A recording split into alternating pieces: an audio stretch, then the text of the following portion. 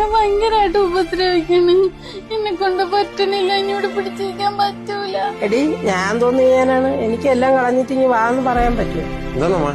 ഓ ഒന്നുമില്ലടാ, അവളും അവനും കൂടെ എന്തെങ്കിലും സൗന്ദര്യം പിണങ്ങും. ഇവിടെ ഞാനും നിന്റെ അച്ഛനും കൂടെ ഒന്നും പിണങ്ങണല്ലേ, അത്രേ ഉള്ളു.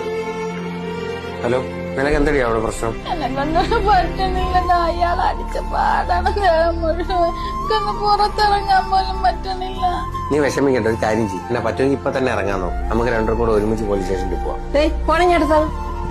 എടി കൊച്ചാ, നീ എവൻ പറയണത് കേട്ട് വരാൻ നിൽക്കല്ലേ. നാളെ ഒരു സമയത്ത് എവൻ കല്യാണം കഴിക്കുമ്പോ നീ ഒരു ബാധ്യതയാവും, പിന്നെ അതിനൊരു അടിയും വഴക്കൂടെ ഉണ്ടാവും. അമ്മ ഇപ്പൊ ഉള്ള കാര്യം നോക്കിയാ പോരെ, അവക്ക് അവിടെ നിൽക്കാൻ പറ്റില്ലെങ്കിൽ കളഞ്ഞിട്ട് വരാൻ പറയേ. ചെറുക്കാ, നീ കറുപ്പയനകത്ത്. നീ ഇതൊന്നും കേട്ട് ചാടിത്തോളി ഇങ്ങോട്ട് വരാൻ നിൽക്കണ്ട, കേട്ടല്ലേ?